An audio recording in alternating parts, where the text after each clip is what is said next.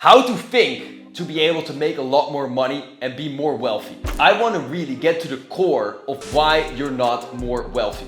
And it's very fucking simple. I'm gonna make a bold claim here. The only reason that you're not where you want to be financially is because you associate more pain towards that level of wealth than you do pleasure.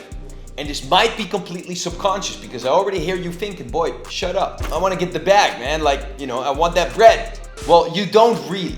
There is a part of you that doesn't, and it's subconscious. What you need to do in order to shift this is you want to bring that unconsciousness into consciousness, and then you want to shift it so that it's workable for you to get to that other level. Inherently, you are not at that other level because you don't truly want to. Not every ounce of your being wants to be there.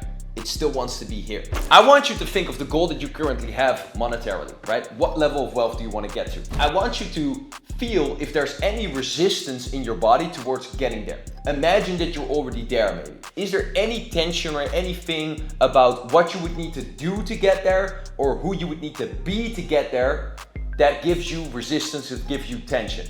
If there is nothing at all, then it might be simply a matter of time. If there is some tension and resistance and you want to explore that more, follow me along. You can ask, okay, what is this resistance about? And then you're probably gonna get some stuff up. Like, hey, I'm not sure if I really want this goal because, or I feel some resistance because I don't want to work hard. What is it about working hard that you don't like? Well, if I work a lot, if I've got to put in more hours, I'm gonna lose out on freedom. And these are the key words you want to look for: freedom, love, status, any of these types of things. These words are values. If I would ask you a separate question, I would ask you, hey dude, what is most important to you in life? You'd probably say something like family, right? And would be like, oh, what would family give you? You would go into love, for example, or connection. Now, these are your most important values. If someone is having a problem with getting to their next level, it's usually because they feel subconsciously, by a subconscious limiting belief, that if they get to that next level here, that they're gonna have less of one of their most important values. I'll give you a very brief example. I once had a client, had a very specific problem, came to me for it. Now this guy was doing 8 figures a year, right? Pretty successful guy. And he could not break the barrier of becoming ultra high net worth, even though he's making a lot of fucking money. So he kept on spending it, doing shit like that. What we found out after a little bit of coaching and hypnosis and stuff like that is he had a value structure, first of all, of number 1 was love and connection. Number 2 was success. And right now he was trying to get more success, right? Which is fine, still fine. What we found out is he had a subconscious belief system that if he would go there to ultra, then he would end up alone and he would be used for his money. How that came to be was because when he grew up, he had a father that had a similar situation and then he became ultra, high net worth. And then his mom left him. I don't know why exactly, but he had the interpretation that she used him for his money. Okay, and he got used for his money after he became ultra high net worth. And you gotta understand, this is how your brain works. It just links things together. Event 1 happens, at the same time event 2 happens, and now there's a belief system that's linked. Dad became ultra wealthy, mom left him, so ultra wealthy means alone. Makes sense, right? But he didn't notice, and this was holding him back massively. We shifted that, and basically these are the types of things you want to look for. Okay, so that's an example of that. So that belief system comes to the surface, right? Because you feel that one of your most important values you're going to have less of when you get to that goal. So follow along here, okay? Don't just listen to me, actually practically follow along. Which one of your values do you actually feel like you're going to have less of if you get to the goal? Well, maybe if you want to get to another level, you're going to have less freedom, or you think so, because you're going to have more client, anything, right? So you want to check in with that. And then you want to ask yourself, what do I need to believe in order for me to think that this is true?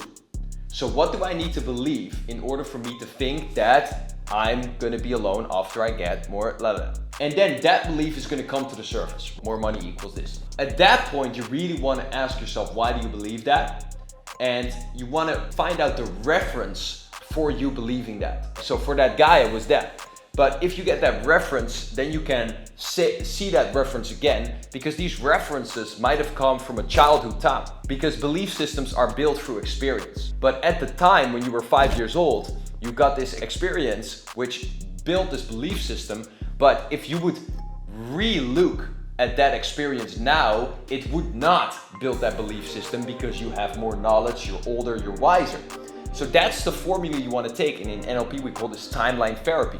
Going back in time and revisiting an event so that it now builds a different belief system that's more workable for you. And then additionally, what you want to do is you want to really reinforce the new belief system. What belief system would be workable for you in this scenario to get to your next level of wealth and your next goal?